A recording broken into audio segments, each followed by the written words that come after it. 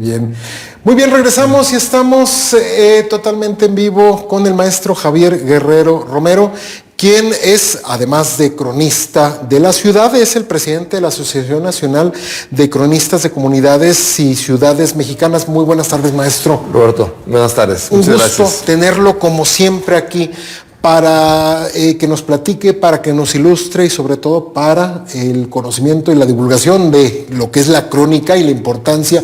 Y abordamos el inicio de los resultados del congreso que tuvo la asociación, maestro. ¿Cuáles fueron los resultados? ¿Cuáles fueron las valoraciones? Mira, la valoración final yo creo que es muy positiva. Se rebasó el número de cronistas que esperábamos. Sí. Yo recuerdo unos días antes de iniciar el congreso, estuve aquí en los micrófonos contigo acompañándote y hablábamos de alrededor de 160 cronistas y bueno, llegamos casi a los 170, que llegaron todavía más de los que esperábamos. Las mesas fluyeron de una manera muy normal, muy natural. No hubo conflictos de ninguna naturaleza, pero sobre todo la calidad de las presentaciones que se hicieron fue muy importante porque nos permitió compartir entre todos más de 120 ponencias que finalmente fueron las que se presentaron y que pues permitieron ver cómo está trabajando y cuáles son las visiones que se tiene desde la crónica al tema que se planteó, que era el tema de la caminería, cómo el desarrollo de la caminería. Tuvimos dos conferencias magistrales, que verdaderamente fueron magistrales las dos, o sea, conferencias de muy alto nivel. Los dos conferencistas se fueron muy satisfechos y además ya con muchas invitaciones para ir a otros estados a replicar estas mismas conferencias u otras conferencias de ellos mismos, lo cual habla del agrado que la gente tuvo y la cercanía. Y la ceremonia inaugural creo que marcó un hito. La presencia de Catón y el discurso inaugural que dio Catón, pues marcó la pauta del Congreso, marcó un Congreso de mucha cordialidad, un Congreso de mucha unidad. Los mismos cronistas que participaron se fueron muy satisfechos, muy contentos.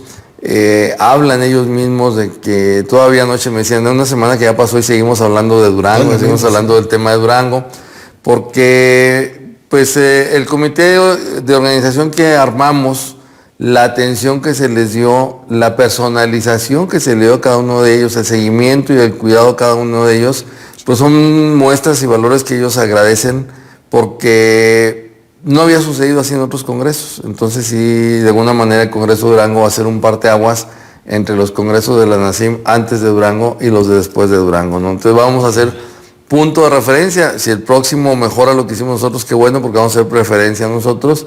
Y si no es así, vamos a seguir siendo referencia por el nivel de calidez con la que se atendió a todos los cronistas. Es correcto. Aquí tuvimos algunas entrevistas, algunas declaraciones de cronistas en donde externaban precisamente la cordialidad y la calidez con que se les recibió aquí en Durango, además de la impresión que se llevaron de la arquitectura, que les gustó mucho, ¿verdad? No conocían la ciudad. Cuando se hablaba que Durango era la joya escondida, pues no la creían. y cuando sí llegan y la descubren, se oye, pues sí era la joya escondida del norte de México, ¿verdad? O sea, una ciudad que además en un clima muy agradable, no solo de físico, sino un clima social muy agradable. La gente, en lo general, la población estuvo atenta de que ocurrió este congreso y ellos mismos orientaban a la gente en la calle. Cuando andaban por algún lado y preguntaban, se les orientaba la gente con mucha participación, la ciudadanía, lo cual agradecemos mucho, siempre atentos a la realización del Congreso. Y en lo general la valoración fue muy buena, o sea, nos quedamos a 9 cronistas de ser el congreso más grande que se ha hecho en los 47 congresos, ¿no? A 9 cronistas. Si hubieran sido 179... Si hubieran sido 179, hubiéramos tenido la reunión más grande. Y te digo que la reunión más grande fue en la Ciudad de México. En Ciudad de México, que es el centro de la República, que es donde están todas las facilidades de la comunicación. Todo el mundo converge y donde no tienes problemas de trasladarte en ninguna parte de la República, es la Ciudad de México. Es correcto. Bueno, aún con las condiciones que de alguna manera podrían significar dificultad para venir a Durango, vinieron cronistas de 23 estados, estuvieron presentes, y estuvimos a punto de romper el récord del Congreso de Cronistas más grandes del país. Pero bueno, no era el objetivo romper el récord, el objetivo era que tuviéramos la recepción de los cronistas, que pudieran trabajar en un clima de armonía, que pudieran trabajar en un espacio muy afable para ellos, sí. Muy agradecidos porque, por ejemplo, todas las sesiones de ponencia se hicieron en un solo edificio, en el Instituto de Bellas Artes de la Universidad de Juárez, pero que además nos facilitaba las condiciones del espacio para que pudieran trabajar de manera simultánea 4 mesas grandes. Sí. ¿De cuántas fueron las mesas? ¿De cuántos integrantes? Bueno, los integrantes en el podio siempre los hicimos de 5 y los estábamos rotando para no tener una mesa de 8 o 10 gentes. Entonces eran 5, el moderador y 4, terminaban esos 4, bajaban y subían otros 4 y terminaban y subían otros 4 y así fue en cada una de las mesas. Y la capacidad de cada uno de los espacios permitía que pudieras trasladarte sin problema a escuchar las ponencias que querías escuchar. Es decir, la posibilidad de estar en un espacio, bueno, si mi participación era a tal hora, salvo la hora de mi participación, yo podía escuchar las ponencias que yo quisiera porque estaba la posibilidad de poderme trasladar dentro del recinto a cada uno de esos escenarios. Y cada uno de esos escenarios tenía los suficientes espacios para poder atender a todos los que así lo desearan, ¿no? Entonces, eso lo agradecieron mucho porque normalmente no sucede. Entonces, ¿cómo es normalmente? Pues normalmente son aulas con los limitantes que tiene un aula, separadas. En Monterrey fueron aulas de la escuela normal. En Toluca fueron, por ejemplo, sí, salas un poco más grandes, pero muy separadas unas de otras, muy lejos una de otras, incluso en edificios diferentes. En Puebla fueron en la Casa de la Cultura de Puebla, que es enorme, igual en salas que para trasladarte de una sala a otra, pues te llevaba 8 o 10 minutos, por las escaleras y por los espacios, porque tienes que meterte de un edificio a otro y demás. Entrar de un edificio, salir a otro, etcétera, subir escaleras y demás. Aquí todo estaba en primer nivel, en primer plano, todo junto, en un edificio muy grande, pero con capacidad de poderlo recibir a todos. Entonces se dieron las condiciones favorables. El Teatro Victoria, que es el inmejorable escenario para un evento de esta naturaleza, pues se veía lleno, se veía completamente lleno, porque el Teatro Victoria tiene capacidad para 450 asistentes. Entonces, pues, la cantidad que éramos, pues permitía que se sintiera abarrotado el teatro, aunque los palcos no estaban llenos, las partes altas no estaban llenas, pero toda la planta baja, la platea y el primer palco siempre estuvieron llenos. Entonces, es un espacio muy cálido porque te sientes cercana a la gente. Eso es lo que le iba a comentar. Algo que tiene el Teatro Victoria es que por su arquitectura interna se presta, y la iluminación se presta para una calidez muy íntima, en donde también se presta para el diálogo, la reflexión, ¿no? Así es.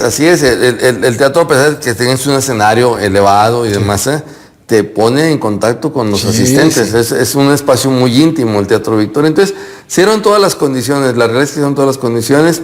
El apoyo del gobierno del Estado, el apoyo del gobierno municipal fueron incondicionales. Tanto el gobernador Esteban Villegas como el presidente municipal Bonifacio Herrera incondicionalmente apoyaron la organización. Lo que les fuimos pidiendo se fue resolviendo.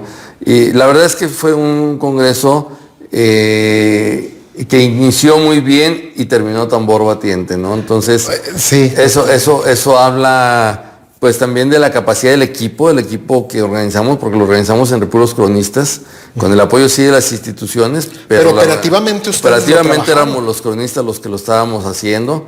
Y bueno, cada uno de los responsables de las áreas que se encargaron fueron medulares en el trabajo. Mi esposa Mayela ya se los dije allí, y además es cierto, era el cerebro y yo nomás era el operador. Ella fue la que ideó todo el proceso y todos los detalles que iba a haber. Toda la logística la operamos. José de la Holguín se encargó ya de la logística técnica en los espacios.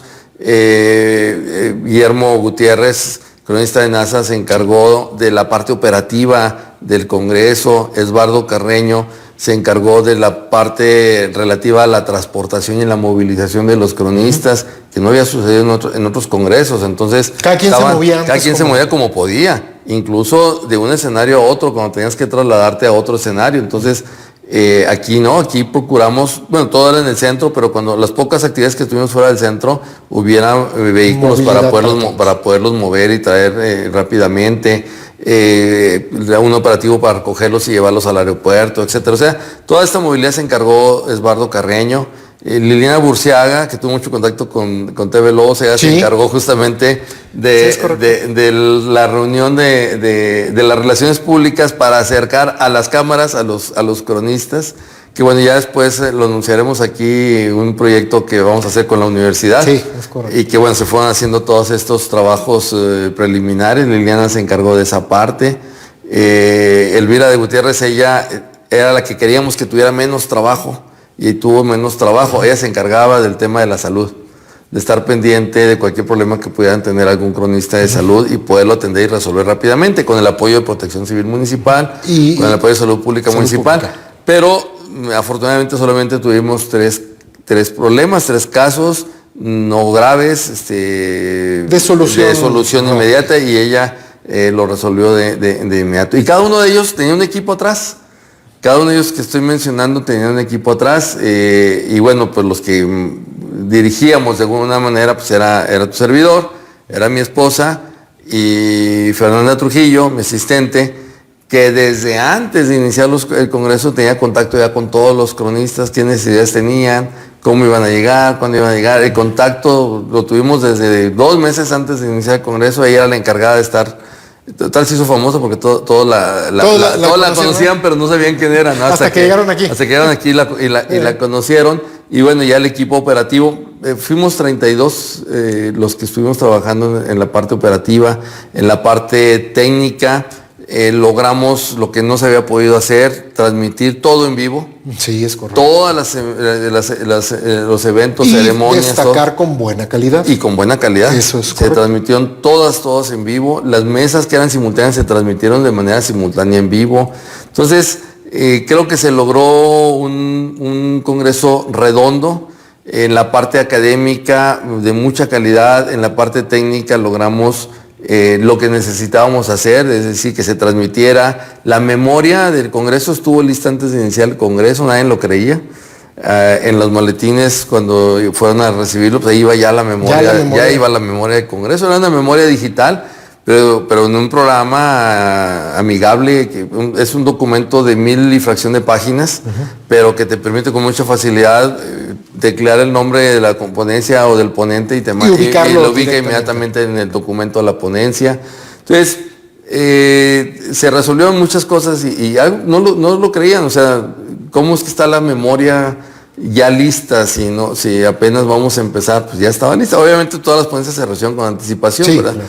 Pero ahí estaba ya la memoria lista. Estaban los documentos de trabajo listos, el programa impreso listo para todos. El programa no tuvo ningún cambio, aunque siempre le ponen sujeto a cambios de última hora por lo que pueda suceder. Sí. Te debo decir que el programa se cumplió al 100 puntualmente, todos los elementos.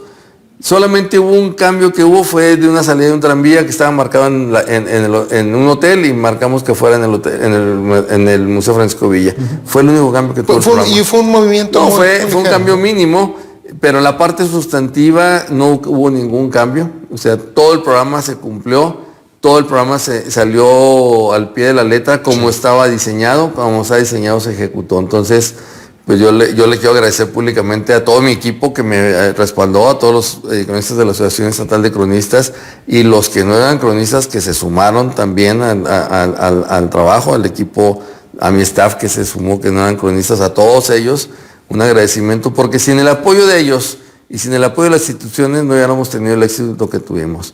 ¿Y en qué se tradujo, Roberto?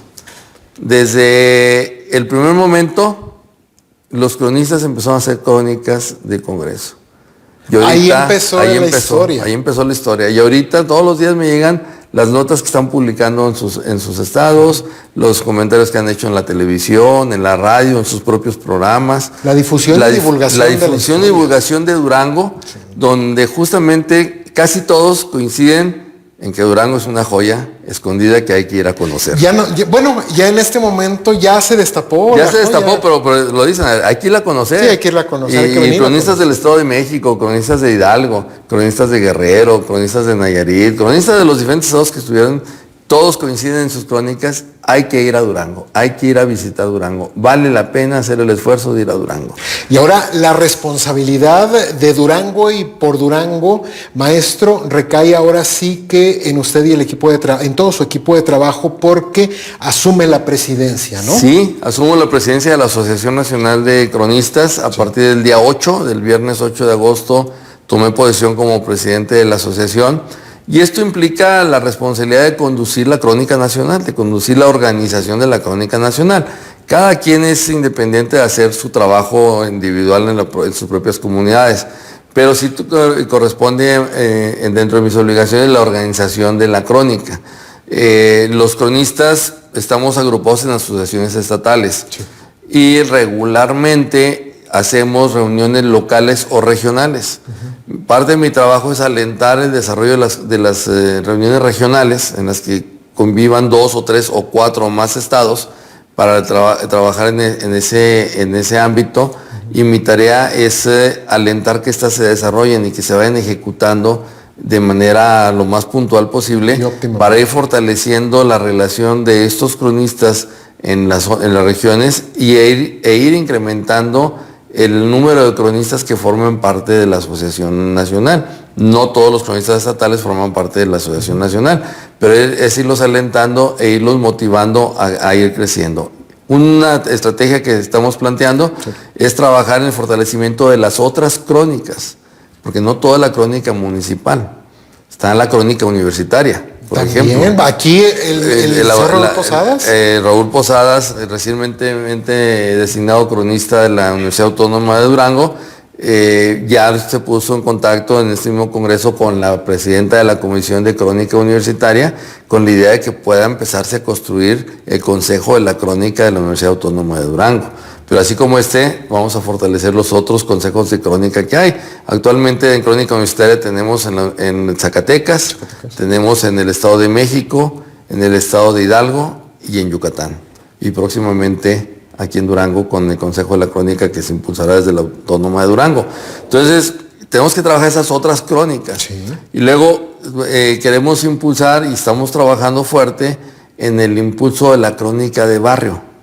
Esa es la que enriquece la identidad de un municipio. Totalmente. Maestro, y la apertura. Totalmente. Encargamos a María Eugenia Cuevas, María Eugenia Herrera Cuevas, que es cronista de un barrio de Iztacalco en la Ciudad de México, que nos ayude a organizar la crónica de barrios. Es decir, más allá de la crónica que podamos hacer en los municipios, los cronistas municipales, el día a día, el qué hacer de los barrios es muy importante. Sí, totalmente. Y entonces, pues vamos a fomentar el surgimiento de la crónica de barrios. Esperemos que aquí en Durango podamos tener varios cronistas de barrios no muy lejanos. Yo me apunto, maestro. Ya, perfecto. Yo aquí en el centro, en el barrio de San Antonio. Perfecto. Toda la vida ahí, es un barrio muy emblemático. Son barrios muy emblemáticos y tienen su dinámica y tienen su propia vida. Entonces, es dejar testimonio de cómo se ve. Ya te vamos a invitar a integrar ahí la crónica del barrio de San Antonio. Yo encantado, maestro. Y eso es una de las cosas que vamos a hacer. Y otra muy importante, que es la crónica de los pueblos originarios.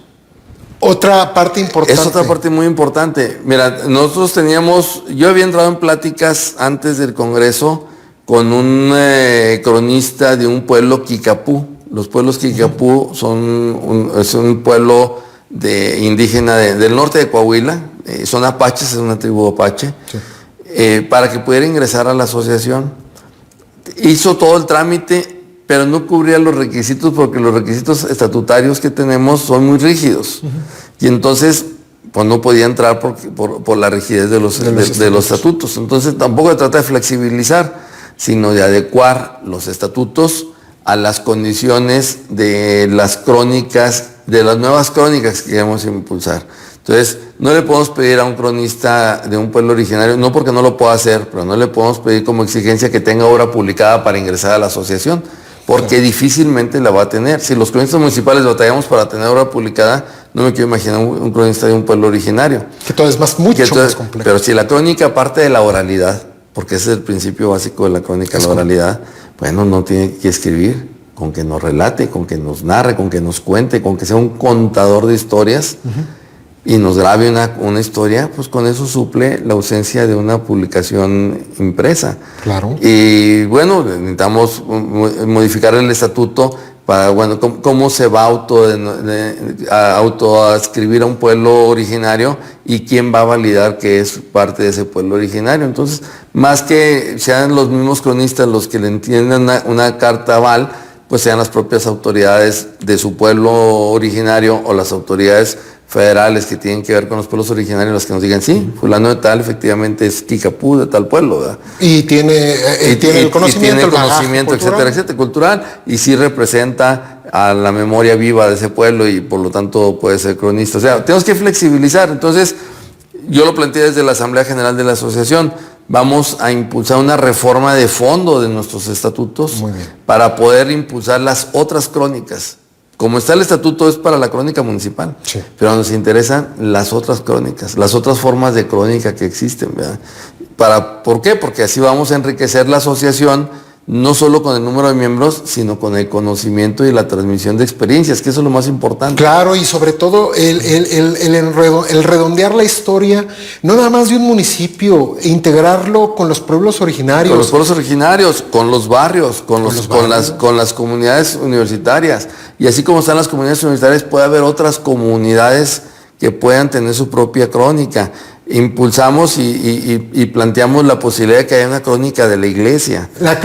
Fíjese, exactamente, maestro, me leyó la mente porque le iba a preguntar si existe la crónica sacra. No existe. En ahora en este congreso, debo decirte que haciendo así movimientos con el presidente de la Comisión de Admisiones, se solicitó ingresar un sacerdote de Huejutla, Estado de Hidalgo.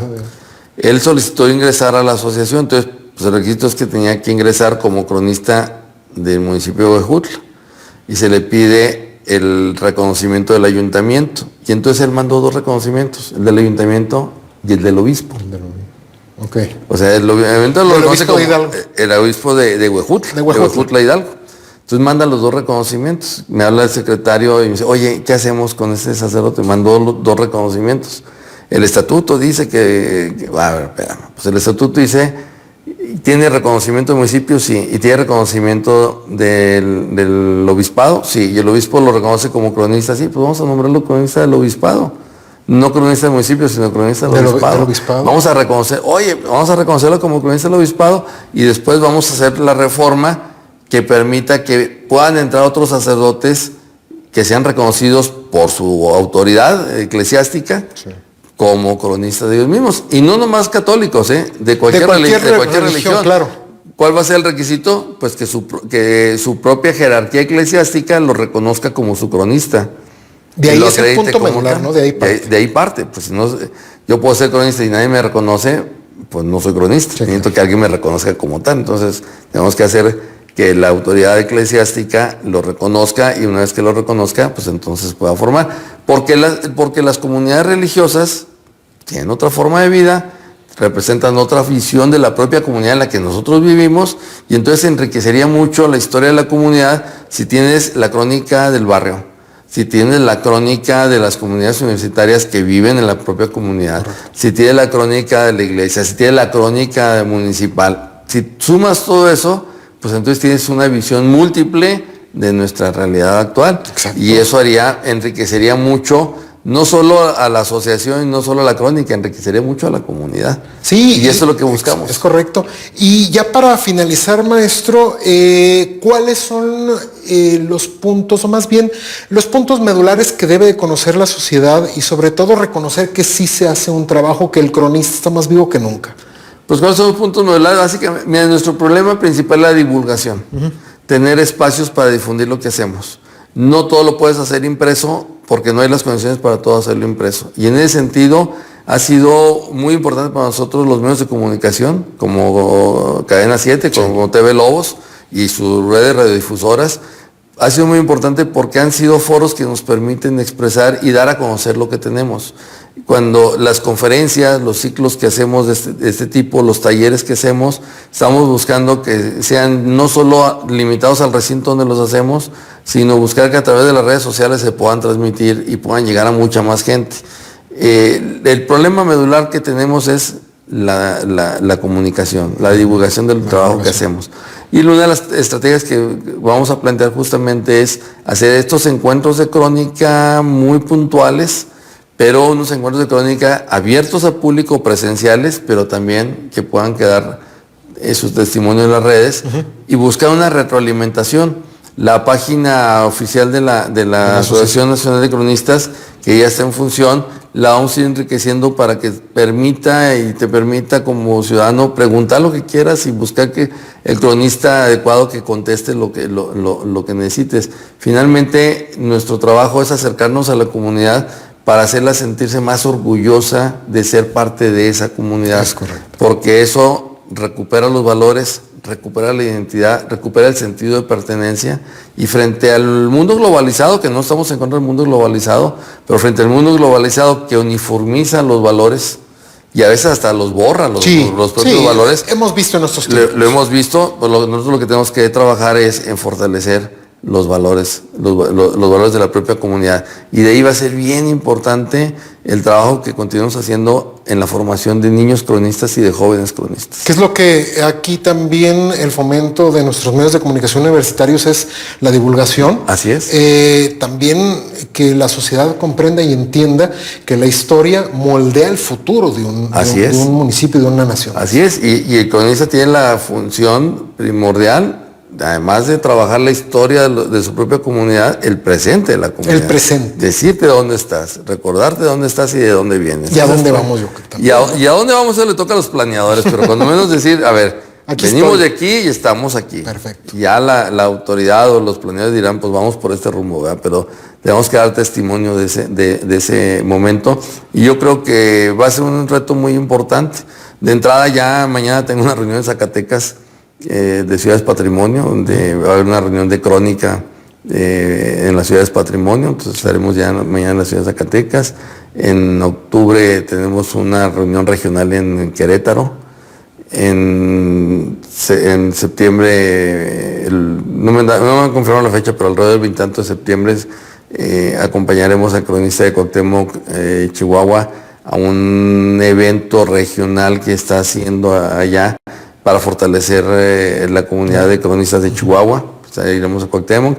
Pues van a ser un cierre de año un cierre de año muy intenso, y un año muy intenso. Sí.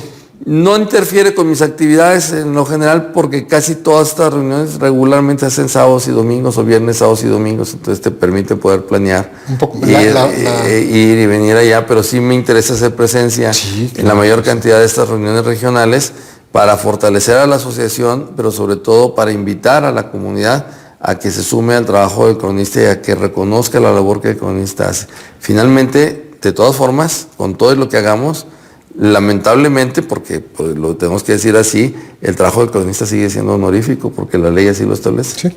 Sí. Pero lo hacemos con mucho gusto. Sí, no lo hacemos por cobrar, lo hacemos por mucho gusto. Y es pasión por la historia. Es una pasión que tiene uno, pero esa pasión que tienes, ese conocimiento que tienes, lo que buscamos es transmitirlo. Entonces, pero también necesitamos que la sociedad reconozca ese esfuerzo que se está haciendo, porque no hay una retribución económica en contraparte. La retribución es ver la satisfacción de haber sembrado en los niños, en los jóvenes, en las familias, pues la semilla de la identidad, del orgullo de pertenencia, el sentirse parte de una comunidad, de conocer su historia. Y eso es lo más valioso para nosotros.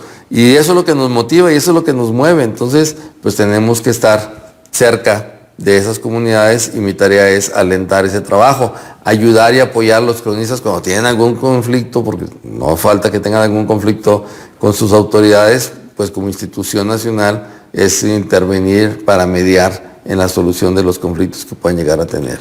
Pues maestro Javier Guerrero, le agradezco muchísimo por habernos acompañado y esta charla extensa que tuvimos acerca de prácticamente el presente y hacia dónde va encaminada la asociación bajo su mando. Y pues no nos despedimos porque estaremos aquí próximamente viendo el proyecto que se va a presentar en la universidad. Sí, próximamente aquí lo compartiremos, hará seguramente Raúl Posada. Sí, es correcto. Esperamos que nos pueda acompañar el rector en ese momento, porque va a ser un proyecto de impacto nacional el que vamos a impulsar. Es un proyecto muy importante que puede detonar en que se replique más. Que se replique más y la verdad es que la disposición de la Universidad Autónoma de Durango ha sido total y la posibilidad de que hagamos este proyecto y que tenga repercusión en toda la infraestructura y en todo el espacio que ocupa la universidad en casi todo el país, sí, pueda tener esa repercusión justamente, ¿no? Entonces vamos a hacer una sinergia, yo creo muy importante entre la Universidad Autónoma de Durango, la crónica de la Universidad Autónoma de Durango y la Asociación Nacional de Cronistas. Pues muchísimas gracias, maestro. Agradecemos que nos haya acompañado y nos saludamos en futuras entrevistas. En futuras aquí nos vemos con mucho gusto. Muchísimas gracias. Con esto nos vamos a una pausa al maestro Javier.